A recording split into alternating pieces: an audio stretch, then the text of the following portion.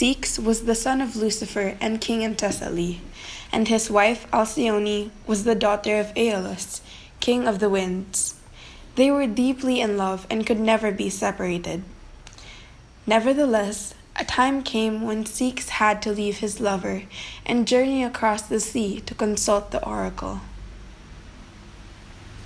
He was dealing with sorrow from the recent loss of his brother and other various matters in the kingdom that irked him terribly. But Alcyone could never bear to have her husband away from her, filling her with grief and sorrow when she found out about his plans. I'm leaving today, 'cause I gotta do what's best for me. You'll be okay. He won't be okay. Why do you have to go? I just don't belong here. I hope you understand. I'm trying to understand. We might find a place in this world someday, but at least for now, Why do you stay? I gotta go my own way. What about us? What about everything we've been through? What about trust? You know I never want to hurt you. What about me? What am I supposed to do? I'm gonna leave, but I'll miss you.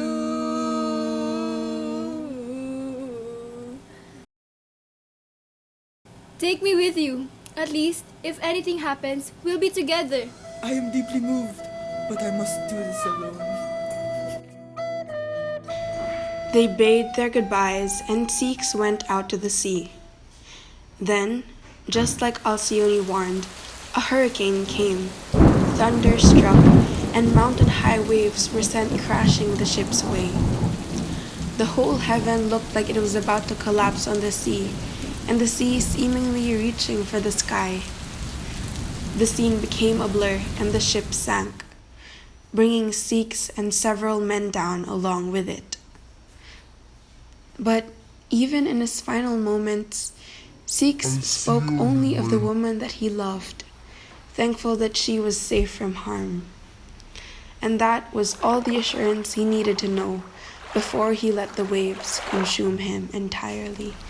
Meanwhile, Alcyone would restlessly pray day and night, most especially to the goddess Juno, awaiting her lover's arrival. The goddess heard Alcyone's prayers, feeling touched and compassionate from her actions, knowing that the person she was praying for was already dead.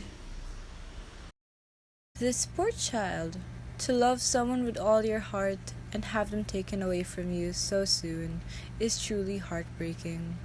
She will live for the rest of her days waiting for nothing. I cannot let her waste her life. She must know of the tragedy that has happened to her husband. So Juno sends her messenger Iris to tell Somnus, the god of sleep, that he must send Alcyone a dream about the truth of Ceyx. When he had heard about this, he ordered his son, Morpheus, to give the dream to Alcyone. Morpheus then flew through the darkness and appeared by Alcyone's bedside, transforming into the face of her beloved Ceyx. Alcyone, my love, you cannot wait for me anymore. It is useless. What do you mean? I do not understand. I am dead, Alcyone. Wait for me. I'll come with you. I am dead. I'm sorry. No! She woke up in tears to the realization that her husband is dead, and she believed that what she saw was not a mere dream, but actually Ceyx himself.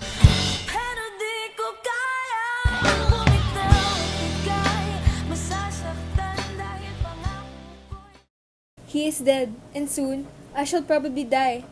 How could I stay here when his body is tossed about in the waves? I can't move on with my life. I have to find him. When the first daylight came, Alcyone went to the shore, determined as she gazed upon the ocean where he had sailed away.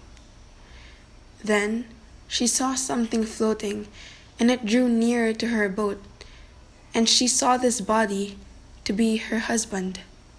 She ran and leapt into the water, when suddenly, instead of sinking into the waves, she was flying over them. Her body had transformed to be with wings and covered in feathers. Alcyone had been changed into a bird. The gods were kind enough and did the same with Ceyx. As Alcyone flew to the body, it was gone, and Ceyx, in the form of a bird, joined his wife.